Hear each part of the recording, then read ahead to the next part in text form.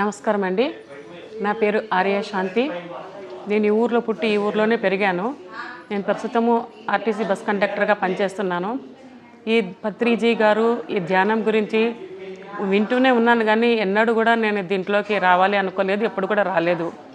కాకపోతే కరోనాలో అప్పుడు అందరూ ఇళ్ళలో మనము ఉండిపోయాం కాబట్టి అప్పుడు ఎక్కువగా యూట్యూబ్లలో చూసి సరే మనం కూడా ఒకసారి ప్రయత్నిస్తే ఏమవుతుంది అని చెప్పి ఖాళీగానే ఉన్నాం కదా అని చెప్పేసి అప్పటి నుంచి నేను ధ్యానం ప్రాక్టీస్ చేశాను. ధ్యానం చేయడం వల్ల మన ఆరోగ్యం బాగుపడమే కాకుండా మనం కోరిన కోరికలు కూడా తీరుతాయి అనే విషయాన్ని నేను తెలుసుకున్నాను. ఆ విధంగా నేను ఎన్నో పెద్ద పెద్ద సమస్యలన్నీ కూడా ఈ ధ్యానం ద్వారానే నేను తీర్చుకోగలిగినాను. అంతేకాకుండా నేను కొన్ని సంస్థలలో పనిచేస్తున్నాను. ఎన్ఎల్ఈ క్లబ్లో అన్ని సేవా సంస్థలన్నీ పనిచేస్తున్నాను. ముఖ్యంగా శిశుమందిర్ అనే ఒక విద్యా సంస్థలో నేను ఉపాధ్యక్షురాలుగా ఉంటున్నాను. ఆ పాఠశాల అభివృద్ధికి నేను ఎంతో పాటుపడుతున్నాను. ఈ కోటి మొక్కల యజ్ఞం అనే కార్యక్రమంలో కూడా నేను పార్టిసిపేట్ చేస్తూ ఉన్నాను. ఈ కార్యక్రమం ఒక ఉద్యోగం చేస్తూ ఈ కార్యక్రమాలన్నీ నేను సక్సెస్ఫుల్గా చేసుకోవడానికి కారణమైనది ఈ ధ్యానం. కాబట్టి ఈ ధ్యానం నాకు ఎంతో నచ్చింది.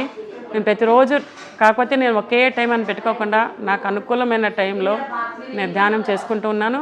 ఈ ధ్యానం వల్ల నేను ఎన్నో అద్భుతాలను నా జీవితంలో చెవి చూస్తాను. అందులో ఒక ముఖ్యమైన అద్భుతం అంటే నా కుమారుని వివాహము. నా కుమారుని వివాహానికి నేను గత 10 సంవత్సరాల నుంచి నేను తలకిందులైపోయాను. ఈ ధ్యానం ద్వారానే మా అబ్బాయికి పెళ్ళి అనే సందర్భాన్ని కల్పించినది ఈ ధ్యానమే అని నేను ఘంటాపథంగా చెప్పగలను. ఈ జ్ఞానంతో నేను ఎంతో సాధించాను కాబట్టి నా జీవితాంతం నేను ధ్యానం కొనసాగిస్తాను.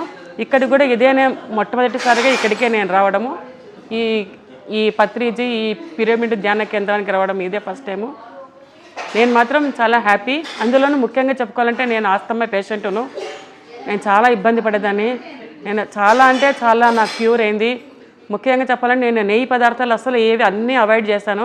ఈరోజు అదే పనిగా ఇంట్లో నేను చక్కెర పొంగల్ కానీ స్వీట్ అన్ని పొంగల్ నేను ఈరోజు ఇప్పుడు తిని వచ్చిన కృష్ణాష్టమి కాబట్టి ఇది ఆరోగ్యం కూడా బాగుపడుతుంది అనే దానికి ఉదాహరణ నేను చెప్పుకోగలుగుతున్నాను. ధ్యానం వల్ల నేను పొందగలిగిన లాభాలు ఇవి. ఇంకా నేను చవి చూస్తాను.